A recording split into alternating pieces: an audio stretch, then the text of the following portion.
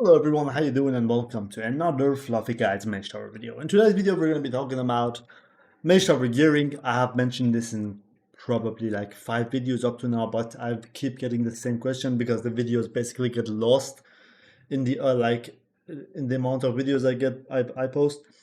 So we're going to be talking about the mandatory items you're going to be needing for all of your Magetower challenges. Apart from the Noggin Fogger Elixir Deluxe trinket, which you can get from the Undermine, which I have never used it. I know it's extremely OP right now. So if you want to cheese mage towers, you could also grab that.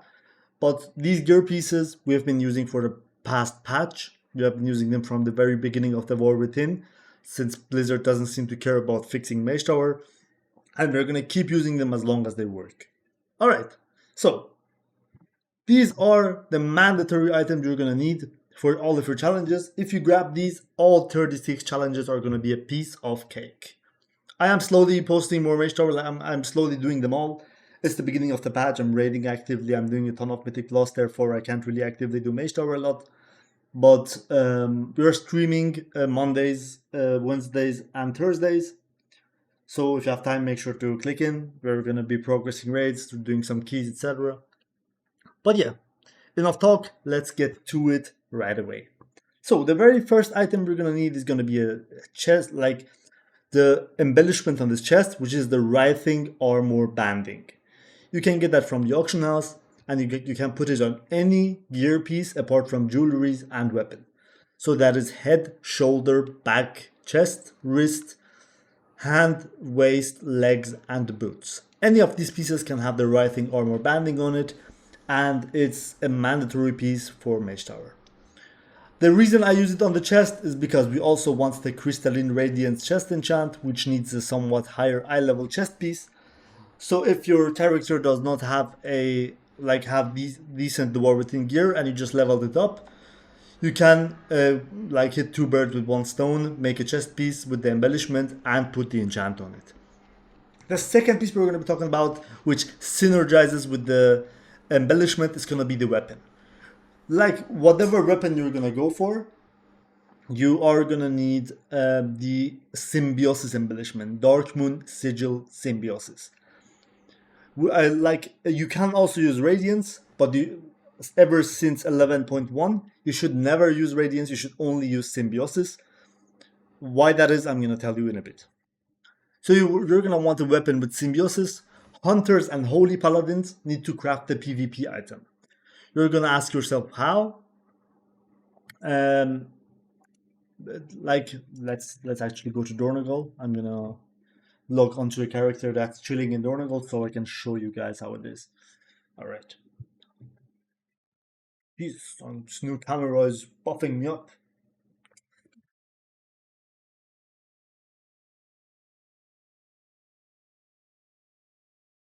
So Hunters and Holy Paladins don't really have the blue items that you want to craft.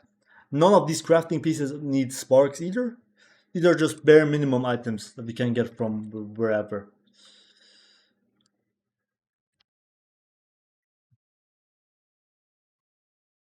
Alright. So we're gonna head to the crafting guy here. And if you look at the hunters, let's look at this. Weapons and then ranged, right? Like this one right here needs a spark, needs 2 sparks. And this one is gonna need some engineering stuff as well. We don't want any of these two, we're just gonna go with the rifle. Oh, this one needs engineering stuff as well, but all of these you can buy from the auction house. And you can also buy these Forged Competence Heraldry from the auction house as well for close to no gold. Afterwards, you're going to purchase the Sigil, Dark Moon Sigil Symbiosis from the auction house as well, and put it inside as an embellishment, and look for someone to craft it for you. For Hunter, you're going to want to do this because it's the least amount of effort. And for Holy Paladin, since there is no mace, you're going to do the same, one-handed maces, and you're going to craft the Algari's Scepter. Same method, you're going to need one of these and then the proper embellishment. So now that that's done, so we have the chest piece with the enchant and the weapon with embellishment. So The next piece we're going to be talking about is rings, the War Within rings. If you like play your character in current content and have the War Within rings with double sockets and the proper enchants, you don't have to touch them, just leave those be. There are no rings in the game as strong as those for Magetower. If not, you can just go and buy the malleable bands from the auction house. I think malleable, something like that. Yes, malleable band. Go for the cheaper variant. It already comes with a socket, and then you're gonna add one socket onto it with the Magnificent Jeweler settings. The enchant you want to put on it is the Radiant enchant. Enchant Ring Radiant Haste, Mastery, Verse, or Crit. If you get these two rings going, with double socket and the proper enchant, each ring gives you the value of 2 normal rings. Therefore, your character is basically rolling with 4 rings inside of the Magetower, which is extremely OP. The next part, which is probably the most important part, is going to be the 2 Darkmoon trinkets. We have the Darkmoon trinkets Radiance, and we have the Darkmoon trinkets Symbiosis right here. These are the 2 we're talking about, these 2 right here. Keep in mind, if you don't have a Symbiosis weapon, the trinket will not give you stats. It's giving you 1 versatility.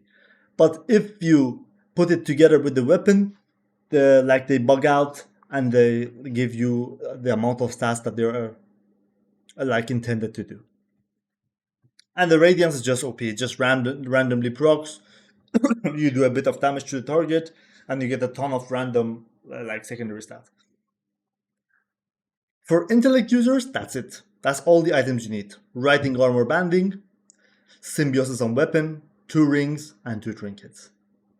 Now for Strength and Agility users, we're gonna also use this one, the Stormbound Armor Kit rank 3 for 1000 gold on their leg piece. This one is insanely OP for Agility and Strength users. It gives them 150 primary stats in the Magetower, which is a ton. That's a lot.